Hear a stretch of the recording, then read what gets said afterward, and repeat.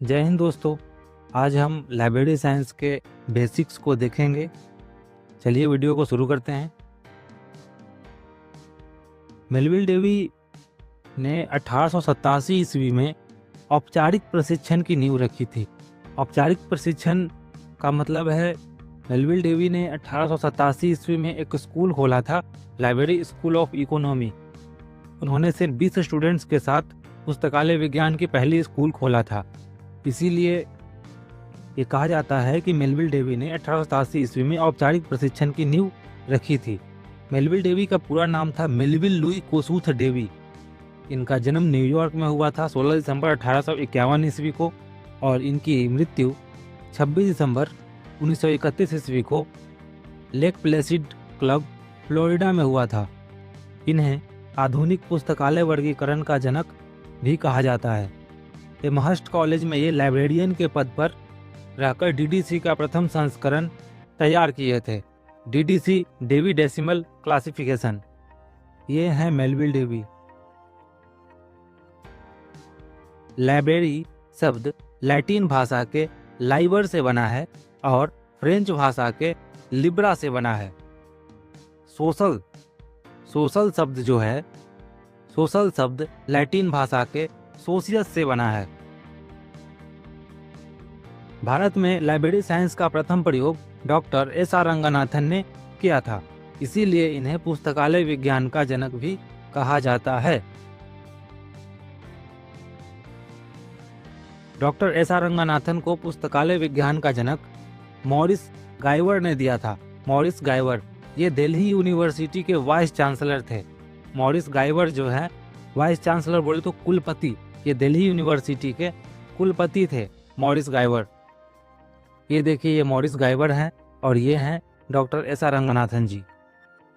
दुनिया की पहली पुस्तकालय विज्ञान की school library school of economy है। लाइब्रेरी स्कूल ऑफ इकोनॉमी है। इसे स्टार्ट किसने किया था? इसे स्टार्ट किया था मेलविल डेवी ने, इसे स्टार्ट किया था।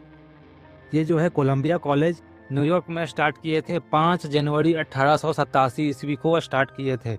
इसीलिए औपचारिक प्रशिक्षण की नींव 1887 ईस्वी में रखी गई थी।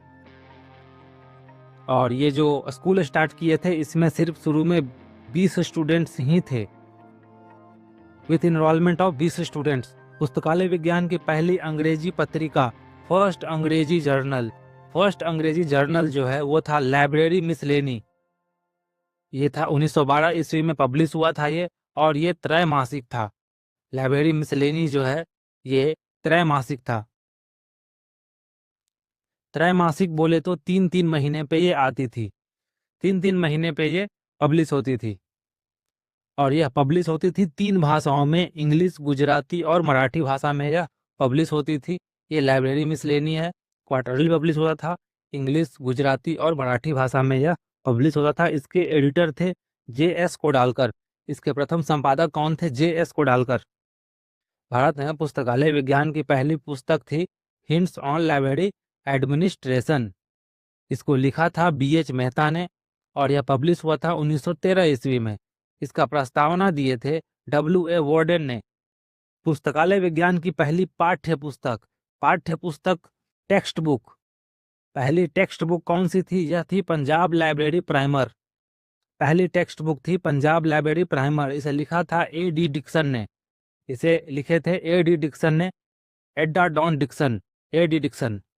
पब्लिश्ड हुआ था 1916 ईस्वी में। यह इंग्लिश भाषा में सिर्फ पब्लिश हुआ था। पहला टेक्स्ट बुक जो है लाइब्रेरी साइंस का, यह था पंजाब लाइब्रेरी प्राइमर और इसे लिखा था A.D. डिक्सन ने और यह पब्लिश हुआ था 1916 ईस्वी में इंग्लिश में। और यह पब्लिश किसके द्वारा हुआ था? पंजाब यूनिवर्सिटी लाहौर के द्वारा यह पब्लिश हुआ था। यह पंजाब यूनिवर्सिटी लाहौर के द्वारा पब्लिश हुआ था। आगे देखते हैं the first mobile library in India. First mobile library, पहला चल पुस्तकालय भारत में मद्रास में चालू हुआ था और इसे चालू किए थे डॉक्टर एस.आर. रंगनाथन जी ने 21 अक्टूबर 1931 ईस्वी को। यह है पहला चल पुस्तकालय। इसका उद्घाटन हुआ था 21 अक्टूबर 1931 ईस्वी को। Doctor SR. रंगनाथन जी ने उद्घाटन किया था और यह मद्रास में था। भारत में प्राचीन समय में प्रमाण, चीनी यात्री फाहयान का यात्रा वृतांत, जो कि फोगुओजी है, जिसका अर्थ है रिकॉर्ड ऑफ बुद्धिस्ट किंगडम। चीनी यात्री जो था फाहयान, उसने जो यात्रा किया था उसका सभी यात्रा का विवरण फोगुओजी में लिखा हुआ है, और फोगुओजी का अर्थ होता है the record of Buddhist kingdom.